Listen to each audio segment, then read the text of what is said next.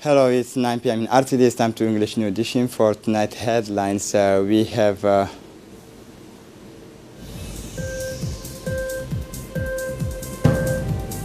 head of state return after the participation in the commemorations of the 25th anniversaries. For the international scene, Senegal President Macky Sall will abolish the post of Prime Minister. Welcome to our newsroom. The President of the Republic, His Excellency Ismail Omar Guelleh, returned today Sunday in the early evening. The country is after a double mission is working abroad, which led successively to Amman, Jordan, and Kigali in Rwanda.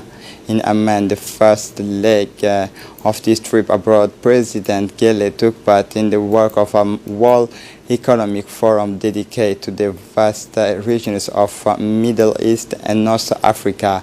As a global forum, the Amman meetings had a dual purpose, that of an international activist space for the strengthening of peace and stability in this part of the world marked by repeated conflicts, and that of developing a general inventories of the provisions of this region for greater development and greater economic integrations of the MENA. Under the leadership of its principal leader, His Excellency Ismail Omar Guelleh, our country was at the forefront of this meeting in Amman, Jordan's logistical hub and transshipment essentials to trade and of the Horn of Africa. He put at the disposal of this global economic forum its strength and specificities. The President of the Republic, His Excellency Ismail Omar Guelleh, at the invitations of his Rwandan counterpart, Paul Kagame, took part today, Sunday, in the various official ceremonies related to the commemorations of the 25th anniversaries of the Rwandan genocide. As part of this participation, President Guelleh, along with some 13 other heads of state and government, including President Kagame himself, gave himself up to all the official ritual planned, particularly the deposit of wreaths of flower at the Gisozi Memorial of Kigali and the lightnings of a gigantic flame. The choice of a flowers deposit at the Gisozi Memorial is far from trivial. This site is an emblematic place in the collective memories of Rwanda for having served as a theater for the memorial of a large numbers, 250,000 of nationals of that country as part of the in 1994 genocide. As for the flames lit today, it is supposed to last 1,000 days, the times that lasted, and to end the genocide, this tragedy experienced by Rwanda, and which resulted in a total death toll of 800,000. Beyond, the President of the Republic, His Excellency Ismail Omar Guelleh, spoke in the conference dedicated to the recall of exchange and on the Rwandan genocide, which is the most painful part of the recent history of this country. This conference, in which other heads of state and government also spoke, took place at the Kigali Convention Center, located inside the famous Radisson Blu Hotel in Kigali, the Rwandan capital.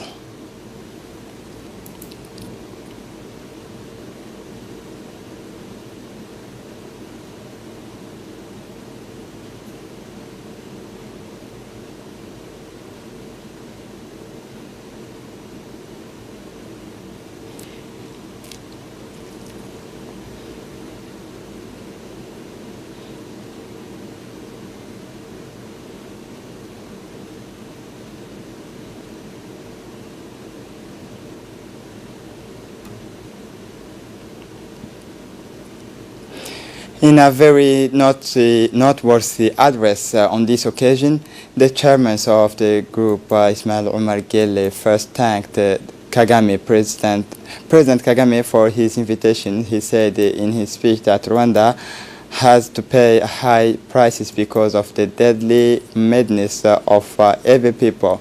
Listen to President Guelleh. Monsieur le chef d'État et de gouvernement, Mesdames et Messieurs, C'est un énorme It is a privilège. huge privilege for me to take part in the 25th anniversary commemorations of the Rwandan genocide. I would like to thank my brother, President of Rwanda, Paul Kagame, for having done us the honor of inviting us to this ceremony. Memories of one of the darkest pages in the history of this beautiful country. The Rwandan people have to pay the high price because of the deadly madness of the evil people motivated solely by a spirit of destructions and murder. In 1994, a million innocent people were murdered with the complicity of the public power of the time and external entities, a massacre in the sight of the international community. The country was completely quadried and the society dislocated. This unprecedented tragedy on our continent must constantly remind us that inactions and decisions in the face of this crisis of this magnitude inevitably lead to an unprecedented crisis. Ladies and gentlemen, have always learned mistakes of the past to devote some of our time and the meditations tragedy passes. Of course, it belongs to the present generations and future to make this memorial effort. However, we are and remain convinced of races the painful past to maintain feeling of revenge.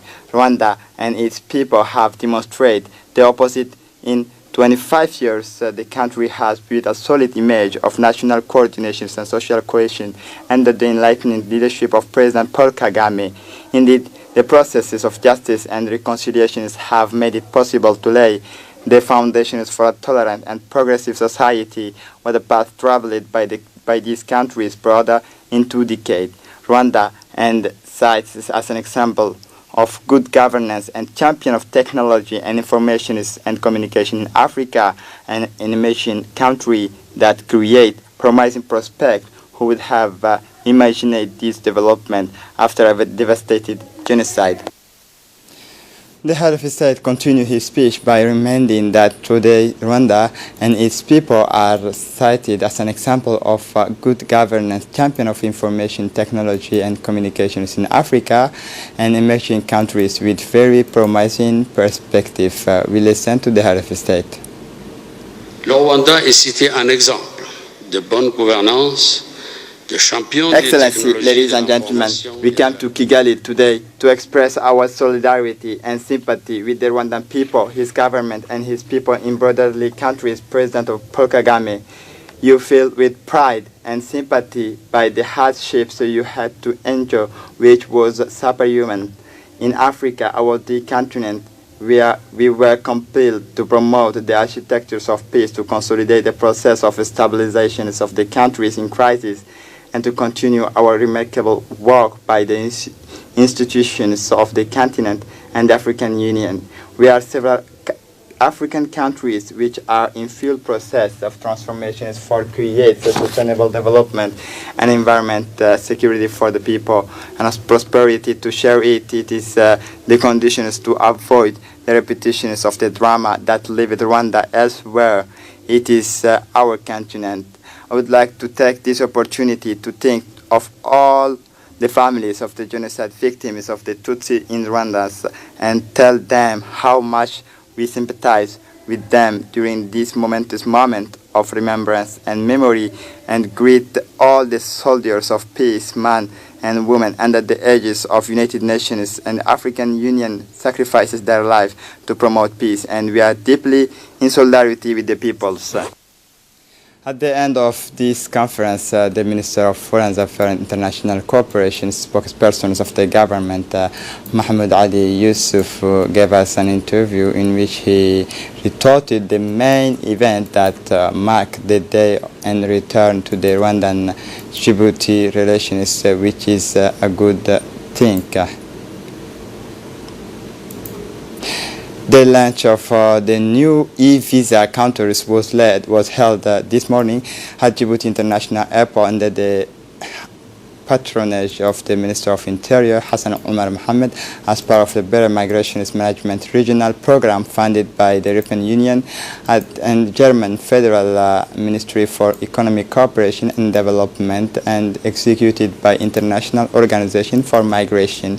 The government of Djibouti has implemented these systems of e-visa and made the necessary arrangement for the new ATMs at the airport. The systems facilitate and secure the processing of a visa on the one hand and facilitate the entries of travelers into Djiboutian territory.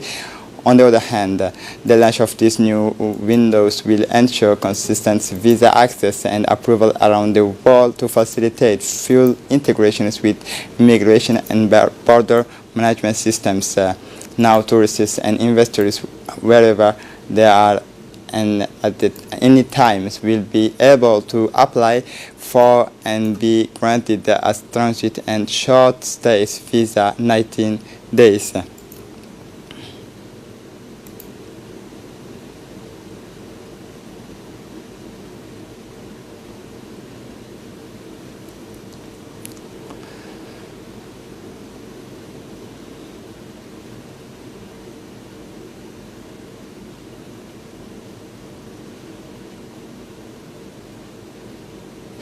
The coordinators of the International Organizations for Migration, Lalini Verasamy, has indicated in his speech that the desire to be placed as a preferred destinations for investors and tourists follow the strategy cleverly put in place by the head of state, Ismail Guelleh, remember, also to increase the attractiveness of Djibouti. The costs were limited to an almost symbolic sum.